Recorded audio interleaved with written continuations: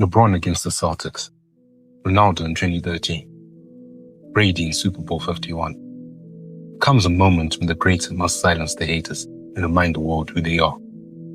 Pressure mountain, you had to respond.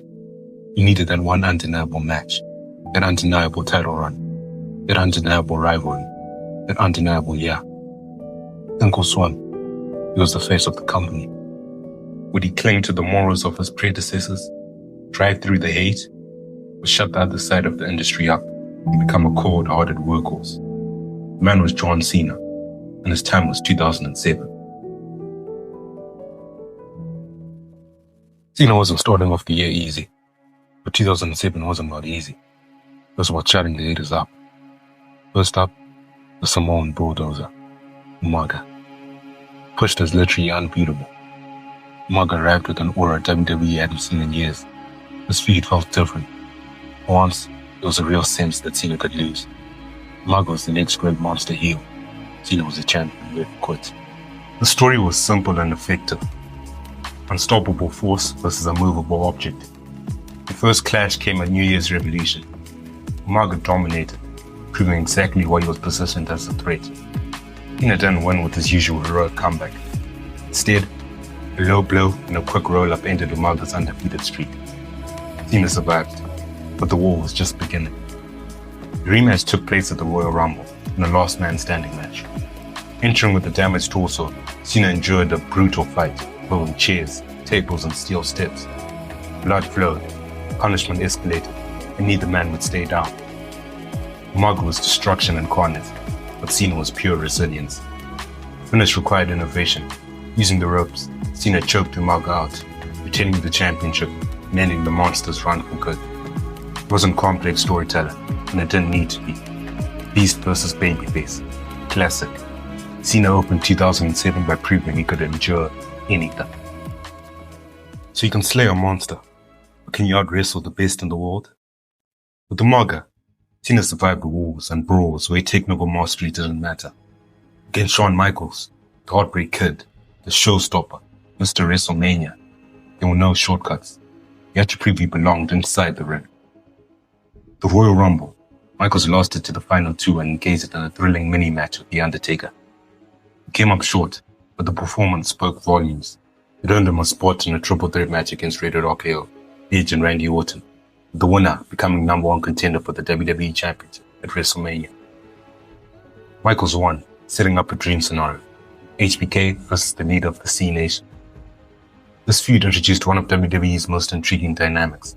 Can they coexist? Cena vs. Michaels wasn't the only blockbuster brand. On SmackDown, The Undertaker chose to challenge Batista for the World Heavyweight Championship, leaving Cena and Bobby Lashley behind. All megastars, two potential main events, one looming collision. But first, the Raw side had to prepare. Cena and Michaels teamed against Rated RKO, picking up wins and even capturing the World Tag Team Championships.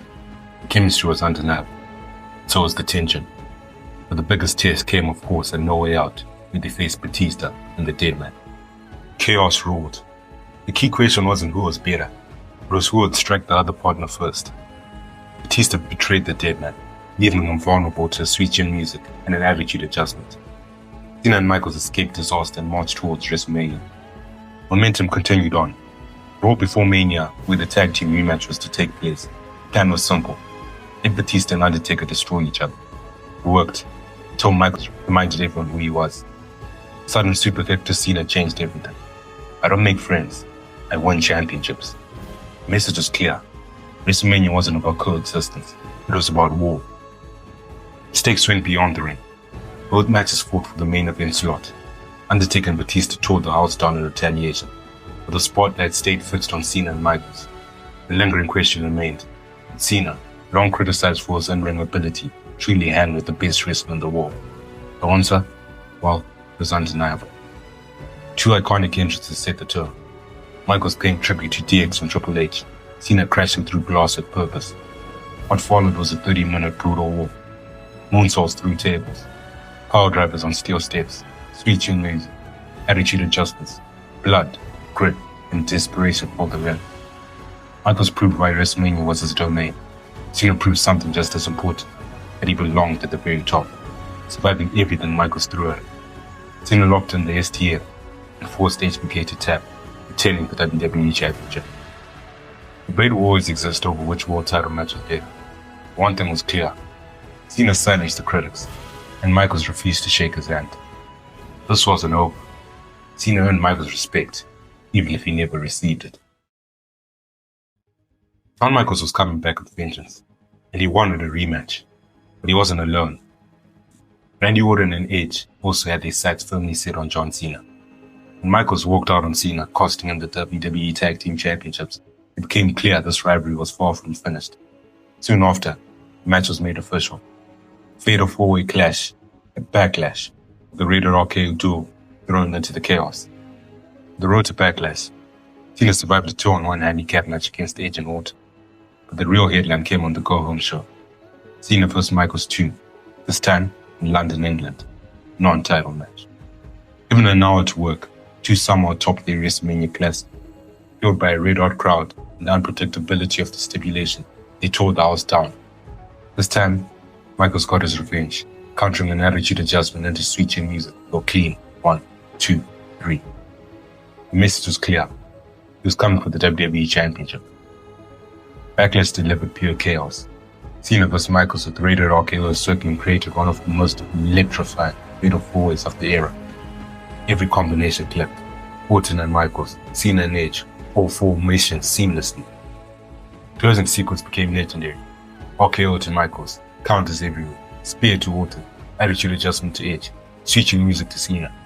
Michaels had the last move, or it seemed. Cena collapsed onto Orton. Michaels was too exhausted to recover, and once again, Cena escaped with the WWE Championship. It was an incredible match with a perfectly chaotic finish. The Cena vs. Michaels rivalry, though short, was truly incredible and impactful. 3 outstanding matches, layered tensions, and mutual ambition defined it.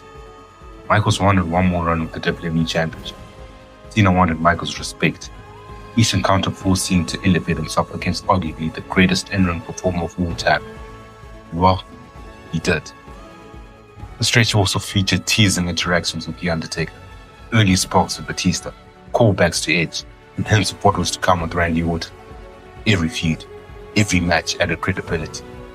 Cena wasn't just surviving anymore. He was proving he belonged at the very top. Brief rivalry, massive legacy. So who could possibly follow up a feud with Shawn Michaels? Great Khali. Before we judge, remember, this was a classic Cena formula. The jet underdog versus the monster. Big Show, Umaga, and now Khali. Like Umaga before, Khali was being built as unstoppable. Week after week, he dominated Cena, even physically stealing the WWE Championship at one point to underline the threat. The first major clash came at Judgment Day 2007. The outcome felt inevitable. Khali controlled the match from start to finish, using his size and strength to overwhelm the champion. Cena did what Cena always does: endured. After surviving relentless punishment, he found his opening, hit the FU and forced the Punjabi giant to tap. Khali was beaten, but as with the many Cena feuds, defeat only fueled the challenger further. Khali demanded a rematch, claiming Cena had cheated. Saturday night's main event, he pinned Cena clean in a non-title match, raising the stakes heading into one night stand. This time, it was Fool's Count anyway. Deja vu followed. Khali dominated nearly the entire match, throwing Cena into barricades, steel, and through the crowd. At one point, even slammed Cena off an escalator. It looked like the rain was over, but resilience won once again. A desperate eye rig, an FU off the excavator, and Cena retained. Peak Super Cena. One opening, one move, game over. It wasn't perfect. Khali wasn't prime Bret Hart, but the feud worked. Cena carried a limited opponent to serviceable matches, saw genuine danger, and thrived in the underdog role. Not a defining rivalry, but a solid chapter in a reign built in survival, strength, and stubborn refusal to fall. The 7-foot giant out of the way, fresh challenges emerged for Cena. Randy Orton wanted a one-on-one shot. Booker T looked to make his mark. Mick Foley believed he had one more run left. The most intriguing name was Bobby Lashley, face of ECW versus the face of Monday Nights. Clash everyone wanted. However, it wouldn't come immediately. First, it would be a 5-way. Heading into the match, Orton picked up a pinfall victory over Lashley in a bout involving Cena and Booker. The fight itself was chaotic. Every man had moments inches away from the championship. Once again, Cena survived. An FE to Mick Foley sealed the win, allowing the champion to escape a four-headed monster still standing. Lashley wasn't finished. After earning a title shot through a beat-the-clock challenge, the stage was finally set. Cena versus Lashley, one-on-one. By today's standards, it's easy to overlook how big this match fought. Lashley was being positioned in the same mold as Cena and Batista. Dominant power was ready for the main event. WWE leaned into it, presenting the feud like a boxing super fight. Training vignettes, serious promos, and press conference style segments bring the bout as a true super heavyweight box office clash. Cena himself praised Lashley, calling one of the most athletic superstars on the roster. The Great American Bash, she delivered a 50-50 war. Either man could gain a clear advantage. Lashley kicked out of an FU and escaped the STFU that had put down Umaga and Kali. For the first time, I felt like Cena might finally be outmatched. The finish required something special. Cena had an FU from the chop rope, one of the first of its kind, and secured the pinfall. Lashley came out looking like a star, but Cena retained. A hard-fought, underrated battle that sent Cena into the summer still champion, and he once again survived the gauntlet. What could possibly challenge Cena after defeating a Samoan monster, future Hall of Famer, 7-foot giant, and a peak athlete? I was someone who trained with him, grew up alongside him, shared a parallel rise. Someone destined to be his lifelong rival, Randy Orton. This was an evolution, Randy, or even the legend killer. This was the birth of the Viper. At this point, Cena and Orton hadn't had a true high-stakes rivalry, allowing the feud to be framed as a dream match. Two men WWE viewed as its future, modern Rock vs. Austin. The question was simple: would it live up to the hype? Orton announced himself as the next challenger by dropping Cena with an RKO. Confident, arrogant, and convinced the WWE Championship was already his. Orton cut promos with a calm menace. Authority figures McMahon and Coach tested him with matches against Carlito and Snitsky. But Cena survived. But it was that Saturday night's main event when Orton sent his message. An RKO onto a steel chain. Destination was clear: Cena vs. Orton at SummerSlam. Inside the Continental Airlines Arena in New Jersey, the match felt big time. Orton controlled much of the action, talking to Cena methodically. He landed a flawless RKO that should have ended the raid, but an injured knee slowed the couple, allowing Cena to kick out. In ironic fashion, Cena responded out of nowhere with an attitude adjustment to retain the title. Cena had beaten the man many believed was his equal, but Orton was far from finished. Demanding a rematch, Orton was told by Mr. McMahon to earn it. He did. Finally. During a match at Booker T, Orton attacked Cena and attempted to escalate from an RKO to the pancake, only to stop and gauge those snake knives to Cena Sr. Orton snapped. He grabbed Cena's father and punted him on the skull, turning a championship feud deep and personal. Following weeks descended into chaos. Orton avoided Cena, prompted Cena to attack William Regal in frustration. On the Golden Show, Orton hid behind security until Cena charged anyway, sparking a wild brawl before unforgiving. A rematch wasn't about wrestling, it was about rage. Cena unleashed relentless punches, getting himself disqualified but satisfying his thirst for revenge. Cena Sr. retaliated with his own pancake, raising the stakes even higher. Because of the DQ, Cena's title was now in jeopardy of being relinquished unless his father faced Orton.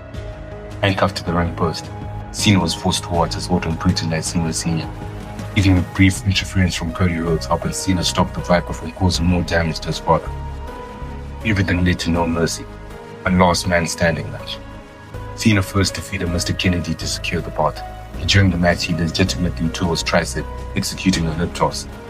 Despite the injury, Cena finished the match, only to be laid out by Orton with an RKO through the non-stable. The damage was real.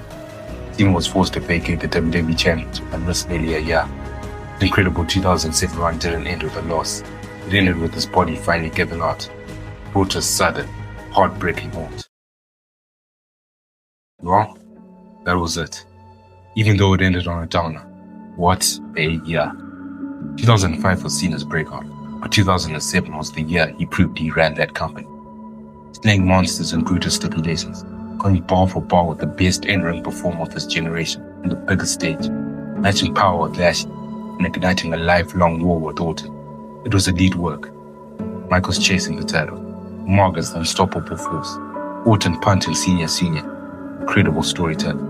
Superstar of the year, even without finishing it. He never even got pinned for the title. Legendary 380-day reign. What hurts the most is the injury robbed him of the appreciation he truly deserved from the audience. And it hurts the haters who are never going to show him love. Number 30! After being prohibited from being in it. What?